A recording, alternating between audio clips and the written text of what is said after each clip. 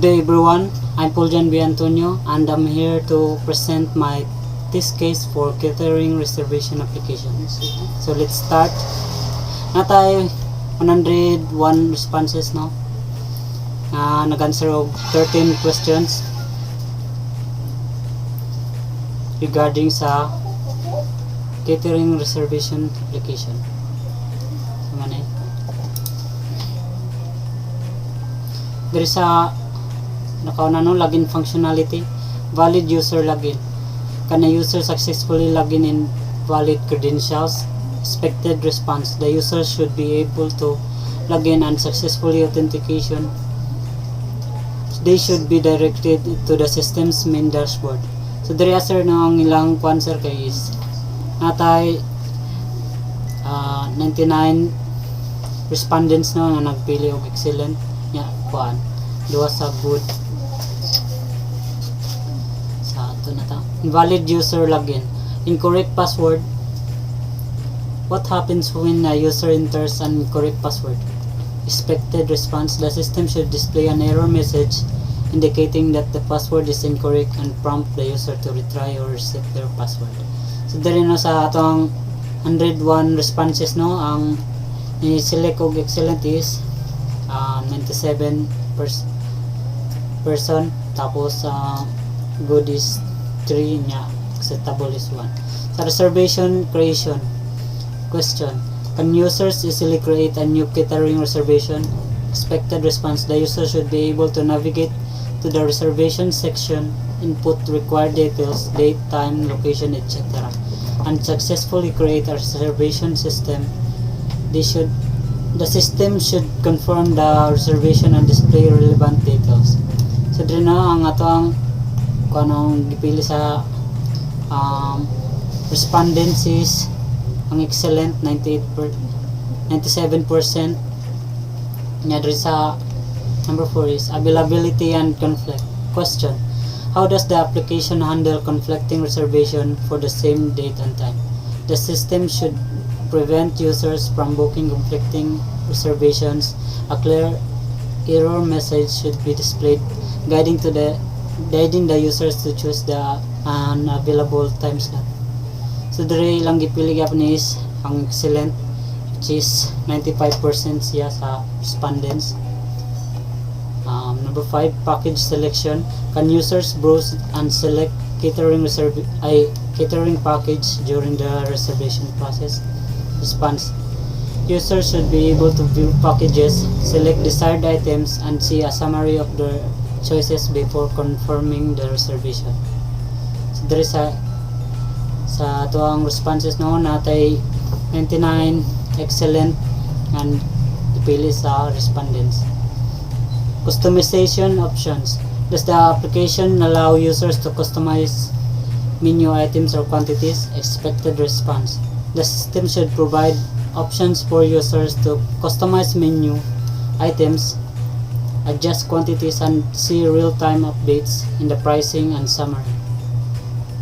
So diri is natay 100 nga nagpili og excellent nya isa sa good. Reservation modification: can users easily modify details of an existing reservation date, time, menu, etc.? Users should be able to access and modify existing reservations. The system should update availability, pricing, and other details accordingly. So out of 101 responses no, natay 98 respondents nga nipili og excellent nya tulo sa good. Number 8, cancellation process: is there a straightforward process for users to cancel their reservations? Users should find a clear and accessible cancellation option. The system should guide users through the cancellation process and confirm the cancellation with notifications. So there is natay 98 respondents nga nipili og excellent nya tulo gyapon sa good. Payment handling: how does the payment process work and are different payment methods supported? Users should be guided through a secure payment process. The system should support multiple payment methods and clearly communicate the payment summary before confirmation. So out of 101 responses, natay 100 niya ni pili og excellent niya isa sa good. Notification system. How are users notified of successful reservations or any changes to their reservations? Users should receive timely and accurate notifications through email or SMS confirming successful reservation and any subsequent modifications or cancellations. So diri natay 97 excellent responses nya 4 sa good. Testing for edge cases. How does the system handle reservations for very distant future dates? The system should allow reservations for future dates within reasonable limits and provide a clear message if a date is too far in the future. It should also handle reservations that span multiple days appropriately. So sa 100 responses natay 5 good tapos 90 excellent. Logout functionality. Logout confirmation prompt. Click the logout button and observe if there's a confirmation prompt. The system should provide a confirmation prompt, etc. Are you sure you want to log out? To avoid accidental logouts, the user should be able to confirm or cancel the logout option. So sa out of 101 responses natay 2 sa good, 99 sa excellent. Number 13 is successful logout. Attempt to log out of the catering reservation system. The system should successfully log out the user, redirecting them to the login page or as designated homepage. The user should no longer have an access to restricted areas after logging out. So diri sa atong 101 responses natay 99 nipili sa excellent tapos 2 sa good. Maroto sir.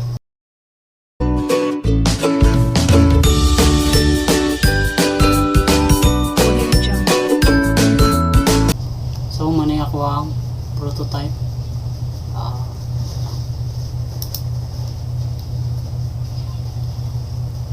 So let's get started.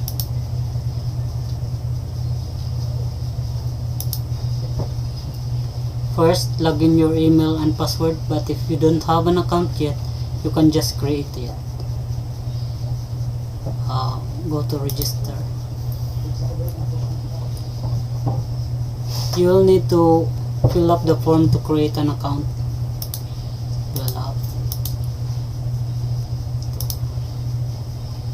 Sign up. You will receive an authenticator for the Gmail you use.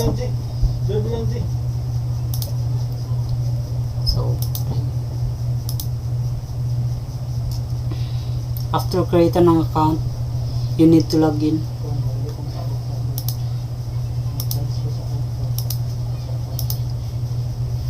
You will receive an error message when your email or password is wrong. So re-log in. Here you will see the hotel menu and of course the events and parties. So nakatadri wedding event, holiday party, birthday party, reunion event, family dinner, baby shower, corporate party, and emergency event. So mili ra tadri sa birthday party. You need to fill up the form to book a reservation. First is your name, phone number, date dayon. Diri makita nimo ang red color sa ani nga certain nga date. So mao siya. Dira maka-indicate na siya nga full na ang kana nga date or kana nga date is booked na. So balinta sa December. Ano siya ang mga nagpa-reserve daan. So kung magpa-reserve pa ta sa January, Ano siya? Makita nimo drang error message nga nagingon nga dili na siya pwede mag pa-reserve sa January. Dapat 1 month lang siya dapat.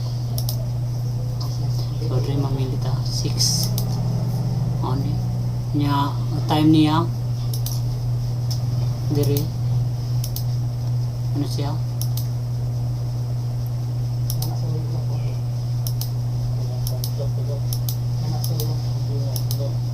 ito kayo sa mga sa alas 8 sa buntag to alas 12 sa udto. So dire sa guest is mili na pud ta kung pila ka book guest ni mo ana, for example 50 to 80 people. Yung package ani niya ano siya yung package Binondo, Korean, Filipino food, nutritious food ug meat only. So dire ta sa Korean dish. Dire makita nimo sa Korean dish nga package appetizer of main dishes. Nya maka-customize po ta dire, makita po nimo ang price sa taga dish. So atong i-customize. For example, kani ano dia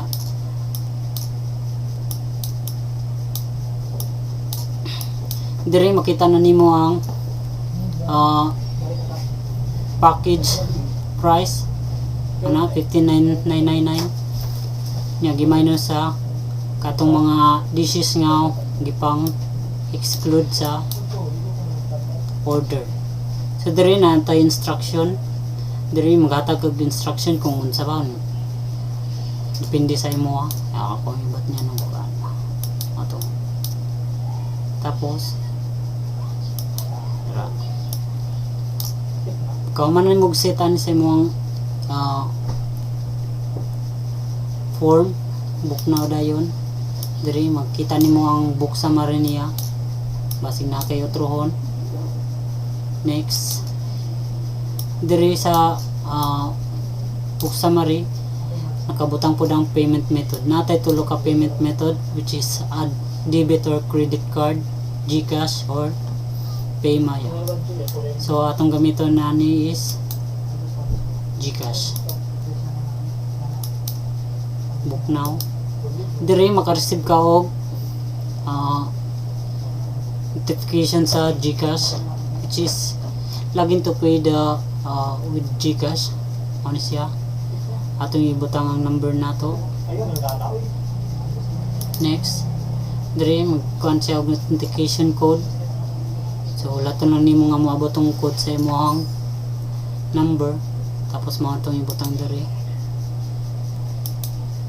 Ya drip dayon pagkalagi na nimo sa GCash na account nimo mangita din siya og pin ano ibutan ng mga pin. So dre dapat dili siya mo kuan di nimo siya i-back kay para di mo disrupt ang imong transaction nya mao na dayon to na record successfully na siya. Dire makita na nimo sa imong order ang imong gi-reserve nga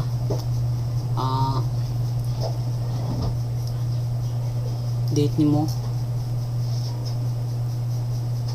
sa order ano siya. Dire kung gusto nimo i-modify mo ang imong order imo ra siyang i-modify.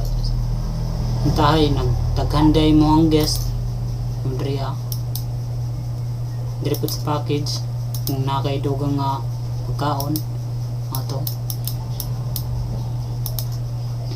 So save modification. So na to na-save na yung modification. Ato na siyang logout. Diri makita nimo nga nag-notify siya kung gusto ba nato mag-logout yun. So click logout. Nabalik nito sa login form. Nayuban niya application niya pag i-back nimo is Balik siya sa dating atong page kagay ng ngagi lagautan, which is dili siya secured. Pero dre ato ang gibot niyan siya og feature nga pag mag-back siya, mag-notify siya nga dili na pwede mo kuan siya. So back. So mara to. Thank you sir. Thank you everyone for listening. Ako sa Google. Ikaw 6.